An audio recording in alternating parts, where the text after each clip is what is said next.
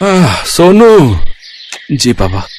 चल भाई, बहुत तेज धूप हो रही है, अब घर चलते हैं। अब नहीं हो रहा। मैंने आपसे कहा था कि आप रहने दो पापा, मैं कर लूंगा अकेले। हाँ हाँ, कहा तो था, पर तुझे अकेला कैसे करने दूं? इतना बड़ा खेत है, तैयार करने में समय तो लगेगा ना। हाँ वही तो मैं भी कह रहा हूँ पापा, आप घर जाओ, मैं करता हूँ। नहीं तू भी साथ चल, रोटी वोटी खा लेते हैं, फिर शाम को आएंगे। पर पापा तब तक तो अंधेरा हो जाएगा। आप चलो ना, मैं आता हूँ। अरे जिद मत कर, चल मेरे साथ, आज की छुट्टी मान ले। अरे पापा, किसान की छुट्टी कभी नहीं होती। अरे मैंने कह दिया ना, तो हो गई आज छुट्टी, अब चल मेरे साथ। ये कहानी इन्हीं के छोटे से परिवार की है। किशन अपनी पत्नी गंगा, बेटे सोनू और बेटी मोना के साथ एक गांव में रहता था। गांव की आबादी ज्यादा नहीं थी, तो सभी के घर काफी दूर दूर बने हुए थे। खुद किशन का छोटा सा घर भी उसके बड़े से खेत के बीचों बीच बना हुआ था। फिर घर पहुंचकर, आ गए दोनों, चलो आ जाओ, मैं खाना लगाती हूँ। वैसे खेत का काम पूरा हो गया। कहाँ माँ? पापा कहने लगे कि आज छुट्टी है, तो मुझे भी अपने साथ छुट्टी मनाने ले आए। छुट्टी? मतलब? अरे गंगा, बाहर निकल कर देखो, कितनी तेज धूप है। में से कोई बीमार पड़ गया तो और मुसीबत। अच्छा मोना कहाँ गई? वो कुएं से पानी लेने गई है। पिताजी कितनी बार कहा है आपसे, एक नल लगवा लो ना। पहले माँ और अब बेचारी मोना कितनी दूर से पानी भरकर लाती है हमारे लिए। तो क्या हो गया बेटा, तुम दोनों भी तो कितनी मेहनत करते हो हमारे लिए। हाँ माँ, पर नल तो होना ही चाहिए ना। ठीक कह रहा है तू। अच्छा चल, इस बार की फसल बिक जाने दे, अब की बार सबसे पहले नल खुदवाऊंगा। किशन से वादा लेकर सोनू के चेहरे पर संतोष था और वो खाना खाने लगा। तभी खाना खाते हुए, अच्छा मैं क्या कह रही थी सोनू के बापू? हाँ बोलो ना गंगा। इसकी शादी वादी करनी है कि नहीं? हाँ हाँ करेंगे ना, वो बढ़िया से करेंगे। रहने दो पिताजी, इतनी परेशानियां क्या कम है जो एक और मोल ले लूं। पत्नी परेशानी नहीं होती पगले, वो तो परेशानी से बाहर निकलने का जरिया होती है। देखना, बहू आ जाएगी तो किस्मत खुल जाएगी हमारी। हाँ भैया, माँ सही कह रही है। कह तो ऐसे रही हो माँ, जैसे वो आएगी तो आसमान से पैसा बरसने लगेगा। पहले कुछ पैसे वैसे इकट्ठा कर लें, फिर सोचेंगे इसके बारे में। ऐसे ही कई महीने बीत गए। किशन की फसल पककर तैयार थी। इस बार किशन की अच्छी फसल हुई थी। फसल से किशन को अच्छे पैसे भी मिले थे, तो वादे के मुताबिक किशन ने सबसे पहले घर में एक हैंडपंप खुदवाया और फिर उसी शाम। हाय कितना मीठा पानी आ रहा है। सोनू के बापू, ये काम आपने अच्छा कर दिया। अब सुनो, इससे पहले कि कोई और बड़ा खर्चा आए, सोनू का ब्याह भी कर दो और उसके लिए कमरा भी बनवा दो। ना माँ, अभी तो। चुप कर, तूने कहा था ना कि पहले नल फिर बहू। ले अब लग गया नल, अब तू कुछ नहीं बोलेगा। माँ की बात सुनकर सोनू चुप हो गया। फिर उस दिन से ही गंगा और किशन ने सोनू के लिए लड़की देखना शुरू कर दिया। और फिर क्या हुआ माँ, बात बनी? हाँ बन गई भाई, मुझे तो लड़की बहुत अच्छी लगी। राधिका नाम है उसका, पढ़ने लिखने में बहुत तेज है। पर क्या माँ? उसके बाबा की तबीयत सही नहीं रहती, माँ है नहीं, लेकिन मुझे तो बहुत अच्छी लगी। देखने में भी बड़ी प्यारी है। हाँ, और मुझे तो बहुत समझदार भी लगी। हम तो हाँ कर आए हैं, अब तो शादी की तैयारी करो भाई। कुछ दिनों के बाद सोनू की शादी राधिका से हो गई। राधिका ने ससुराल आते ही घर का सारा काम संभाल लिया। इस छोटे से परिवार में खुशियां ही खुशियां थी। फिर एक दिन, माँ जी अपना गांव तो बहुत छोटा है, यहाँ तो कुछ ही घर दिखते हैं। हाँ बेटा, शुरू से ऐसा ही है ये गांव। राम राम सबसे है, लेकिन किसी से कोई ज्यादा मतलब रखता नहीं है। सब अपनी अपनी खेती करते हैं और खुश रहते हैं। माँ जी, हाईवे कहाँ को जाता है? दिल्ली की तरफ जाता है बिटिया। आप कभी गई हो दिल्ली? हाँ, एक बार तेरे बापू ले गए थे मेरे इलाज के लिए। बहुत चौड़ी सड़क है भाई, बस वाले ने सर्र भगा दी बस। इसका मतलब दिल्ली ज्यादा दूर नहीं है यहाँ से। हाँ, पर तू क्यों पूछ रही है? नहीं नहीं, कुछ नहीं, बस ऐसे ही। गंगा समझ नहीं पा रही थी कि राधिका के मन में क्या खिचड़ी पक रही थी। ऐसे ही वक्त बीतता गया। फिर एक दिन किशन और सोनू सिर पकड़े बैठे थे, तभी राधिका चाय लेकर आई। क्या हुआ पापा, कोई परेशानी है क्या? हाँ बेटी, इस बार बड़ी विपत्ति आन पड़ी है। अब की बार बारिश बहुत कम हुई है, सारी फसल सूखने लगी है। बेचारा सोनू नल से बाल्टी भर भर कर फसल सींच रहा है, ताकि हमारे परिवार के लायक तो कम से कम अनाज निकल ही आए। पर पिछले साल तो खूब बारिश हुई थी। हाँ राधिका, तब इतनी बारिश हुई थी कि आधी फसल गल गई थी।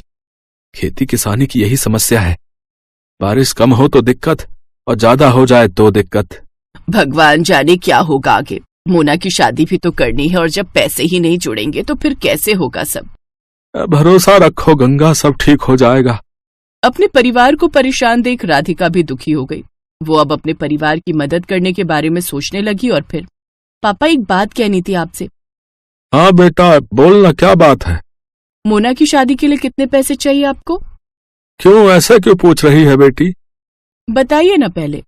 कम से कम 5 लाख तो होने ही चाहिए। 3 के आसपास तो जमा है बैंक में, लेकिन 2 लाख का इंतजाम कैसे होगा पता नहीं। मेरे पास एक उपाय है, अगर आप लोगों को ठीक लगे तो। हाँ हाँ बोलो ना राधिका। देखिए, आजकल ना ये शहर वालों को फार्म हाउस वेडिंग और फार्म हाउस पार्टी का बड़ा चस्का है। हमारा खेत हाईवे से लगा हुआ है, दिल्ली भी दूर नहीं है, तो बस हमें हाईवे से खेत तक का रास्ता ठीक करना है, लकड़ी से खेत की बाउंड्री करनी है और कुछ चारपाइयां और सजावट का काम करना है और एक अच्छा सा नाम सोचकर एक बोर्ड लगाना है। बेटा मुझे तेरी बात कुछ कुछ समझ में आ रही है, इस सब के लिए पैसे कहाँ से आएंगे? वो 3 लाख रुपए हमारे काम आएंगे और अगर धंधा चल निकला तो मोना की शादी हम धूमधाम से करेंगे। मुझे भी ये आइडिया बढ़िया लग रहा है। अगले ही दिन से पूरा परिवार राधिका के कहने पर काम में जुट गया।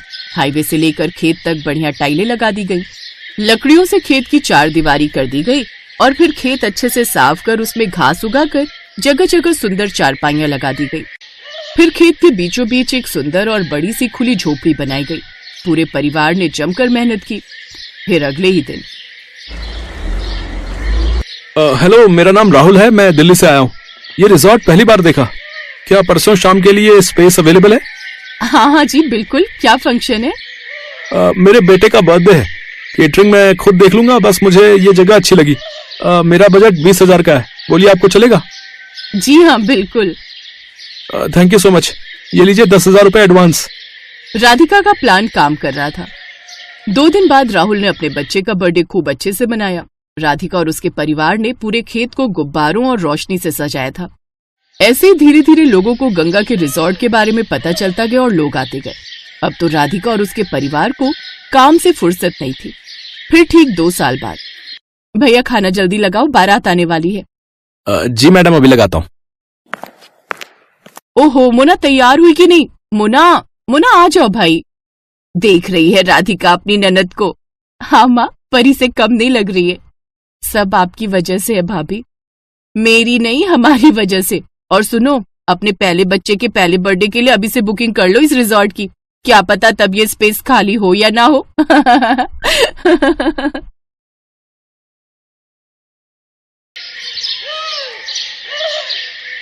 विदाई के वक्त सिमरन अपने पिता से लिपट कर खूब रोती है। बाबा बाबा, मुझे आपकी बहुत याद आएगी, अब मैं कैसे रहूंगी आपके बिना। बेटी, जब भी तेरा मन करे तो आ जाना, ये घर हमेशा तेरा ही रहेगा। जा बेटी, अब अपनी माँ से भी मिल ले। माँ, मुझे आपने जो भी प्यार दिया उसके लिए शुक्रिया। अब ज्यादा ड्रामे मत दिखाओ और अब जा यहाँ से। ये कहकर रमोला उसे धक्का देते है कि तभी उसका पति नैतिक उसे संभाल लेता है। क्या हुआ, तुम गिर कैसे गई? वो लहंगा पैर में अटक गया था, बस इसी वजह से। फिर सिमरन अपने मन में सोचती है, अच्छा हुआ माँ को धक्का देते हुए किसी ने नहीं देखा। मैं हमेशा माँ के प्यार के लिए तरसती रही, लेकिन उन्होंने मुझे कभी प्यार नहीं दिया। फिर सिमरन ब्याह कर घर आ जाती है। उसकी सास ने उसके स्वागत में गुलाब के फूल बिछाए होते हैं। साथ ही वो बड़े प्यार से उनकी आरती उतारती है और गिफ्ट में उसे सोने का हार देती है। ये ले मेरी प्यारी बहू, तेरा सगुन। बहू, अब से ये घर तेरा है और हम सब भी। तुझे कुछ भी चाहिए होगा या किसी काम में मदद चाहिए हो तो हमें कहना। अच्छा, अब तुम दोनों थक गए होंगे, थोड़ी देर आराम कर लो, बाकी की रस्में फिर करेंगे। शुक्रिया माँ जी। सिमरन नैतिक के साथ कमरे में चली जाती है और आराम करती है। फिर दिन के 1 बजे उसकी नींद खुलती है। ओह गॉड, कितनी देर हो गई, मेरी पहली रसोई की रस्म भी अभी बाकी थी। माँ जी तो बहुत गुस्सा करेंगी। सिमरन जल्दी से बाथरूम की तरफ जाती है, लेकिन बाथरूम से नहाकर निकल रहा नैतिक सिमरन से टकरा जाता है और सिमरन फिर गिरने वाली थी कि तभी वो उसे संभाल लेता है। इतने में उनके कमरे में सिमरन की सास कमला आ जाती है। अरे बच्चों, ये क्या कर रहे हो? कम से कम दरवाजा तो बंद कर लेते। माँ, ऐसा कुछ नहीं है, वो तो बस हम टकरा गए थे। कोई नहीं बच्चों, अभी तो तुम्हारे दिन है खेलने कूदने के। चलो अच्छा, अब तुम दोनों फ्रेश होकर नीचे आ जाओ, खाना लग गया है टेबल पर। माँ जी मुझे माफ कर दीजिए, मेरी आंखें नहीं खुली। कोई बात नहीं बेटी, मैं समझती हूँ, शादी की थकान होगी अभी शरीर में। अपनी सास की बात सुनकर सिमरन सोचती है, माँ जी ने तो मुझे बिल्कुल भी नहीं डांटा, लेकिन जब मैं अपने घर पर एक बार लेट उठी तो माँ ने क्या हाल कर दिया था मेरा। हे भगवान, सुबह के 9 बज गए और ये अभी तक सोई पड़ी है। इतने बजे तक सोती रहेगी। अरे घर के काम धाम नहीं करने क्या? तेरे पापा का टिफिन और घर की साफ सफाई कौन करेगा? चल अब उठ। माँ मेरी तबीयत ठीक नहीं और बुखार सा भी लग रहा है। तू ऐसे नहीं मानेगी। रमोला बस भी करो, आखिर तुम कितना कठोर बनोगी मेरी बेटी के साथ। मैं जानता हूं कि तुमने उसे जन्म नहीं दिया, लेकिन कभी तो उस पर झूठी ममता दिखा दिया करो। आप चुप रहिए जी, मैं जो कर रही हूँ इसकी भलाई के लिए कर रही हूँ। कल को ये ससुराल जाएगी, वहां बीमार होगी तो क्या वो इसका बहाना सुनेंगे? नहीं ना, अभी से इसे तैयार कर रही हूँ। ठीक है, लेकिन उस बेचारी के साथ जरा ठीक से पेश आया करो, आखिरकार वो हमारी इकलौती बेटी है। तभी नैतिक सिमरन से कहता है, सिमरन कहाँ खो गई? चलो तैयार हो जाओ। हाँ हाँ। कुछ देर बाद सिमरन तैयार होकर नीचे आ जाती है, जहां उसकी सास उसकी नजर उतारती है। थू थू थू थू, मेरी बहू को किसी की नजर ना लगे। मेरी प्यारी बहू, अब खाना खा ले। वो सब मिलकर खाना खाते हैं। फिर सिमरन प्लेट उठाने लगती है तो उसके हाथ से एक प्लेट नीचे गिर जाती है और टूट जाती है। अब माँ जी मुझे माफ कर दीजिए, वो मैं कोई बात नहीं बहू। अरे क्या हुआ बहू, तू इतना घबरा क्यों रही है? कुछ भी तो नहीं हुआ।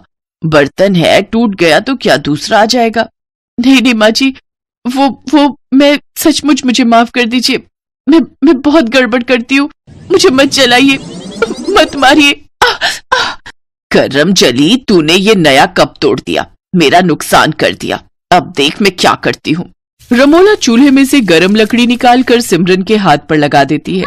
सिमरन जोर जोर से चिल्लाती है, मत जलाइए मुझे, मत जलाइए। नैतिक जल्दी से सिमरन को गले से लगा लेता है। क्या हुआ? कौन जला रहा है तुम्हें? बहू क्या हुआ मुझे बता। माँ जी एक बार मुझसे ऐसे किसी का कप टूट गया था तो उसने मुझे जला दिया था। लेकिन हम तुझे ऐसी कोई सजा नहीं देंगे। तू मेरे पास आ और मेरे गले लग जा। मेरी बच्ची, यूं घबराते नहीं। ऐसे ही दिन गुजरते हैं। कमला अपनी बहू को बहुत प्यार करती थी। वो उसे किसी भी गलती के लिए डांटती नहीं थी, वो उसे प्यार से समझाती थी। कमला अपनी बहू के लिए कुछ न कुछ खाने के लिए बाजार से लाती रहती या नए नए कपड़े उसके लिए बनवा देती। अपनी सास का ऐसा प्यार देख सिमरन की आंखें खुशी से भीग जाती थी। ऐसे ही एक रोज कमला सिमरन की पसंद का गाजर का हलवा बनाती है और उसे अपने हाथों से खिलाती है, तो सिमरन की आंखों से खुशी के आंसू बहने लगते हैं। ये देख कमला सिमरन से कहती है, बस बहू बहुत हुआ। मैं जब भी तुझे ज्यादा प्यार देने की कोशिश करती हूँ तो तेरी आंखों से आंसू बहने लगते हैं।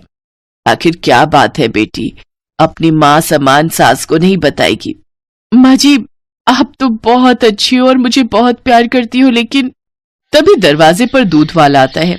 सिमरन को देखकर उसकी नजर उस पर फिसल जाती है और वो उसका हाथ पकड़ लेता है।